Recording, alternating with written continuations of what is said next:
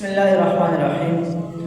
السلام علیکم ورحمۃ اللہ وبرکاتہ۔ سامعین، امید ہے کہ آپ خیر و عافیت سے ہوں گے، اور یہ بھی آج ہم آتے ہیں اپنے اصل سوال کی طرف۔ یعنی آج کا ہمارا سوال بھائی جنید جو ہمارے مہمان ہیں ان سے یہ ہے کہ قرآن مجید فرقان حمید میں یہود کو کیا کہا گیا ہے، یعنی کس طرح ان کو تعبیر کیا گیا، یہود کو کس طرح قرآن مجید فرقان حمید کے اندر تعبیر کیا، ان کو کس طرح بیان کیا، ان کو کیا کہا گیا۔ تو ہمارے مہمان ہمیں بتائیں گے بھائی جنید کہ وعلیکم السلام ورحمۃ اللہ وبرکاتہ۔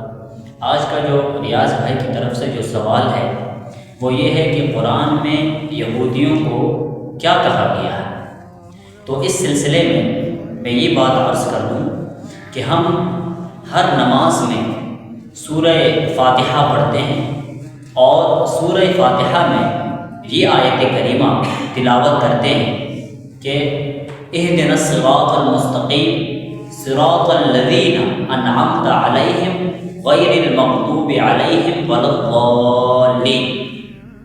تو اس آیت کریمہ میں جو دو الفاظ ہیں، غیر المغضوب علیہم اور ولا الضالین، یہ دو، کہ اس میں ہم اللہ تبارک و تعالیٰ سے دعا کرتے ہیں کہ اے الہ العالمین، ہمیں ان لوگوں کے راستے پہ چلانا جو جن پر تیرا انعام ہوا ہے، اور ان لوگوں کے راستے پہ نہ چلانا جو مغضوب ہیں اور یا جو ضالین ہیں۔ ہمیں ان ضالین اور ان مغضوب کے راستے سے ہمیں بچانا، اور منعم علیہم کے لوگوں کے راستے کے اوپر ہمیں چلانا۔ منعم علیہم لوگ کون ہیں؟ وہ اللہ تبارک و تعالیٰ نے فرمایا من النبیین والصدیقین والشہداء والصالحین وحسن اولئک رفیقا، یہ منعم علیہم ہیں۔ اور جن لوگوں کے راستے سے پناہ مانگی گئی ہے کہ مغضوب کے راستے پہ ہمیں نہ چلانا اور ظالین کے راستے پہ ہمیں نہیں چلانا، تو ان مغضوب اور ظالین سے کون مراد ہیں؟ اس سلسلے میں نبی کریم صلی اللہ علیہ وسلم کا ارشاد گرامی ہے کہ نبی کریم صلی اللہ علیہ وسلم نے خود اپنی حدیث کے اندر ظالین اور مغضوب علیہم کی تشریح کر دی ہے۔ وہ حدیث میں آپ حضرات کے سامنے پیش کر دوں۔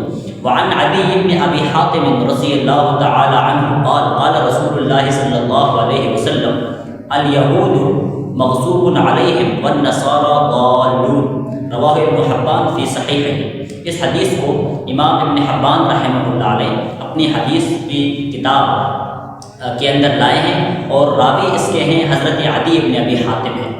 حضرت عدی یہ وہ صحابی ہیں جو مشہور سخی حاتم طائی کے بیٹے ہیں، جن کی سخاوت ضرب المثل ہے، یہ ان کے بیٹے ہیں۔ اب حاتم طائی نے تو نبی کریم صلی اللہ علیہ وسلم کا زمانہ نہیں پایا، البتہ ان کے بیٹے جو عدی ہیں انہوں نے نبی کریم صلی اللہ علیہ وسلم کا زمانہ پایا۔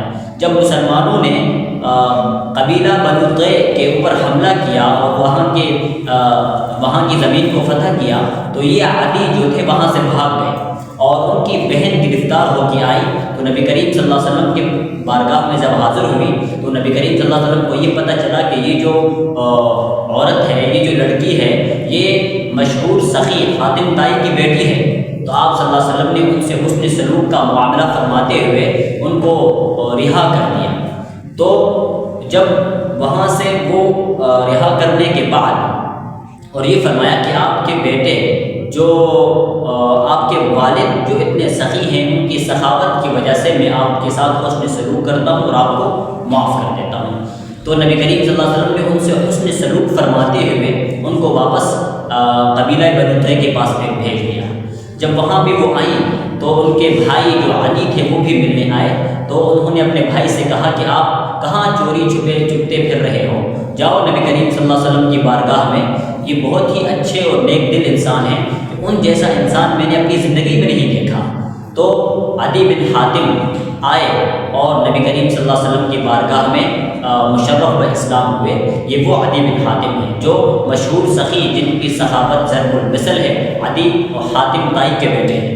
بہرحال وہ اسلام لائے، تو وہ اس حدیث کے راوی ہیں۔ وہ فرماتے ہیں کہ نبی کریم صلی اللہ علیہ وسلم نے فرمایا کہ الیہود مغضوب علیہم، کہ یہود جو ہے وہ مغضوب علیہم ہیں، یعنی ان پر اللہ تبارک و تعالیٰ کا غضب ہوا ہے، اور والنصارى ضالون، اور نصارہ جو ہے نا وہ گمراہ ہیں۔ تو گویا کہ اس چیز کی تفسیر کہ مغضوب علیہم سے کون مراد ہے اور ضالین سے کون مراد ہے، اس کی تفسیر خود نبی کریم صلی اللہ علیہ وسلم نے اپنی حدیث مبارکہ کے اندر کر دی کہ مغضوب علیہم سے مراد وہ یہود ہیں اور ضالون سے مراد وہ نصارہ ہیں۔ تو گویا کہ ہم دعا کرتے ہیں کہ اے الہ العالمین، ہمیں ان لوگوں کے راستے پہ چلانا جن پر تیرا انعام ہوا، اور ہمیں یہودیوں کے راستے سے اور عیسائیوں کے راستے پہ ہمیں نہ چلانا۔ اور مفسرین نے لکھا ہے کہ بے عمل مولوی وہ یہودیوں کی طرح ہے، اور جو صرف اور بغیر علم کے عمل کرنے والا وہ نصارہ کی طرح ہے۔ وآخر دعوانا ان الحمد للہ رب العالمین۔